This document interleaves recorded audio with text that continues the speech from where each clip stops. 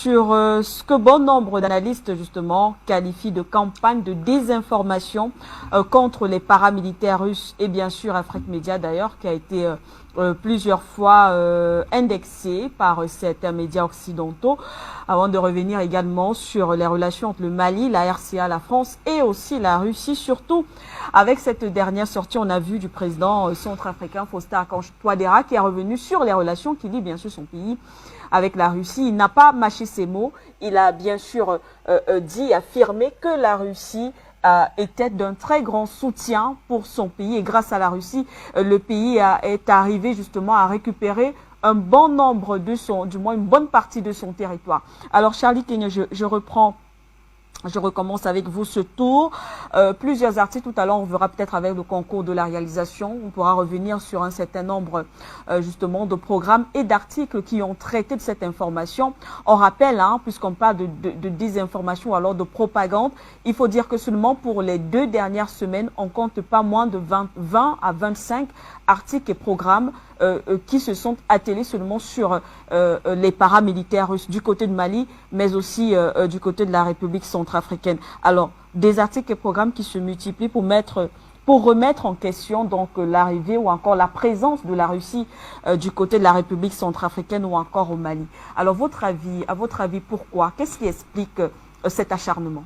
Oui, c'est simple. C'est-à-dire que cela concourt justement à une certaine pratique très bien entretenue par un certain nombre de services secrets internationaux, tels que la CIA et la DGSE, qui sont coutumiers de ce genre de pratique, pour justement décrédibiliser un État, surtout lorsqu'ils sont en maille à partir avec l'autorité qui représente cet État-là. C'est-à-dire que c'est une pratique qui est vieux comme le monde. Il faut savoir que dans cette fabrication, quand vous lisez le livre de Noam Chomsky, coécrit avec Edward Edman dans ce qu'ils ont appelé la fabrication du consentement, le rôle des médias mensonges en démocratie. On vous décrit clairement le principe, comment est-ce que ça marche. C'est-à-dire que c'est quelque chose qui est axé sur 3 choses. La première, c'est la démonisation de l'adversaire. C'est-à-dire qu'on fait passer justement la personne, l'homme à abattre comme étant le danger. Parce que si vous prenez le cas d'Assimi Goïta, vous avez vu le président Emmanuel Macron dire que c'était un gouvernement illégal et illégitime. Donc vous voyez, on essaie de démoniser, on enlève en réalité toute la légitimité qu'il a du peuple malien. On vous fait comprendre que ce monsieur-là, on démonise l'adversaire. Et la deuxième chose, c'est qu'on inverse l'agresseur et l'agressé. C'est-à-dire que celui en réalité qui est agressé, on vous fait passer comme étant l'agresseur. Dans le cas précis encore du Mali, on a vu la sortie de la France. La France vous fait savoir qu'elle perd des soldats là-bas. Et pourtant, clairement, le gouvernement malien, par la voix d'Aminata Traoré, faisait savoir qu'ils n'ont jamais fait appel à la France sur le sol.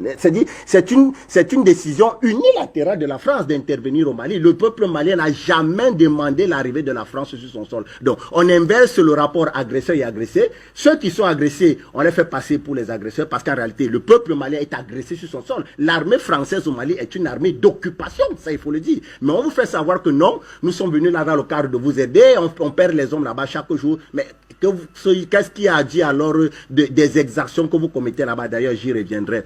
Et le troisième, c'est celui de le monopole du débat, c'est-à-dire qu'on évite le débat contradictoire. Voilà pourquoi les chaînes comme Afrique Média sont censurées. Vous avez vu que dans le dernier rapport de la France et même de l'Union européenne, on faisait savoir Afrique Média comme étant ce caillou dans la chaussure de l'impérialisme occidental. C'est-à-dire qu'on empêche le débat contradictoire parce que il y a un slogan, il y a une propagande qu'il faut faire passer au monde. Et à chaque fois, on se retrouve parce que le problème de la propagande, c'est que quoi? C'est que la propagande, déjà, c'est-à-dire on maquille le mensonge en vérité.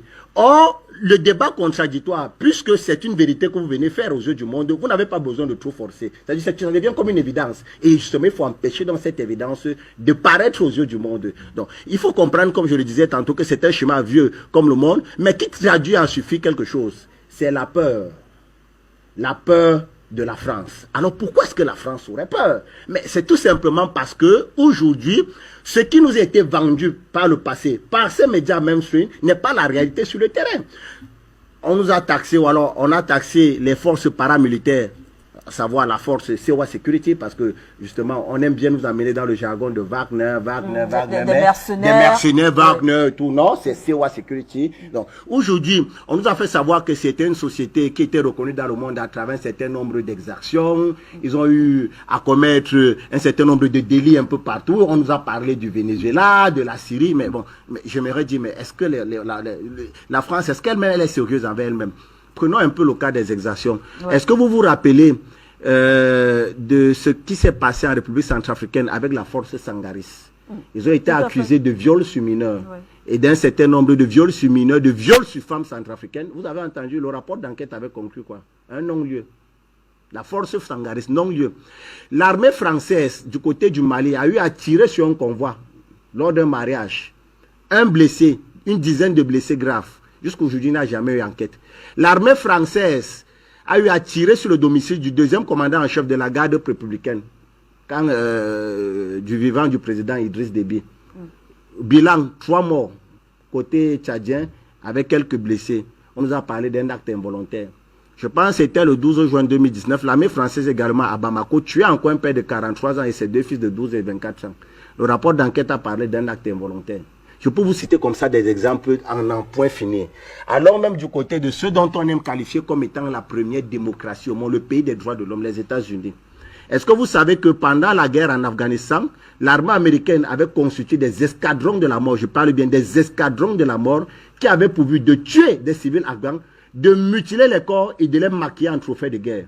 C'est un média allemand, je pense c'est le Der Spiegel, en mars 2019, qui a fait une sortie dessus, et la sortie a été reprise par le Rolling Stone, un média américain, comme quoi l'armée américaine était passible de crimes de guerre et de crimes contre l'humanité du côté de l'Afghanistan.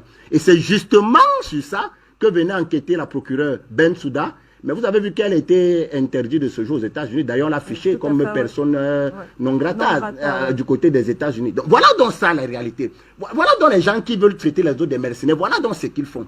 Et aujourd'hui, on nous parle de la Russie sous prétexte que c'est une armée, ce sont des mercenaires qui doivent... Mais écoutez, s'ils sont des mercenaires, ils viennent quand même apporter la paix et la sécurité à un pays qui souffre depuis pratiquement une dizaine d'années. Prenons le cas de la RCA. Et c'est là où parfois la communauté internationale, ou alors ce que j'appelle souvent l'hypocrisie de la communauté internationale, elle est hideuse. Parce que, on va vous dire par exemple, du côté du Mali comme du côté de la République centrafricaine, que non, ça ne sert à rien de faire appel à ces sociétés de mercenaires. Il faut dialoguer entre vous, il faut signer des accords. Mais avant que les Russes, ou alors les paramilitaires russes n'arrivent du côté de la République centrafricaine, le gouvernement de Bangui ne contrôlait qu'à peine 20% du territoire. Ouais. Ça, c'est une vérité. Mais est-ce qu'il n'y a pas eu d'accord par le passé? Il y a eu des accords. On a eu les accords de Khartoum. Mais est-ce que cela a ramené la paix et la sécurité à la République centrafricaine? Je ne pense pas. On a eu même des accords entre le gouvernement de Baki et les rebelles de la CPC, contrôlés par le général Bozizé, qui lui-même, et il a dit à Mondo Vision, agissait sur les ordres de l'ambassade de France en République centrafricaine. Mais est-ce que cela a ramené la paix et la sécurité à la République centrafricaine? Oh que non.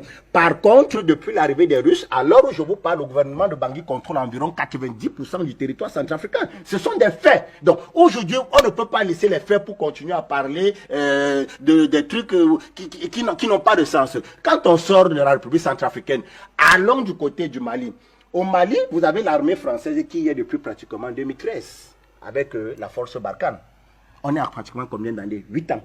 En 8 ans, quel est le résultat? Nul, plus que nul, archi nul, néant. C'est-à-dire...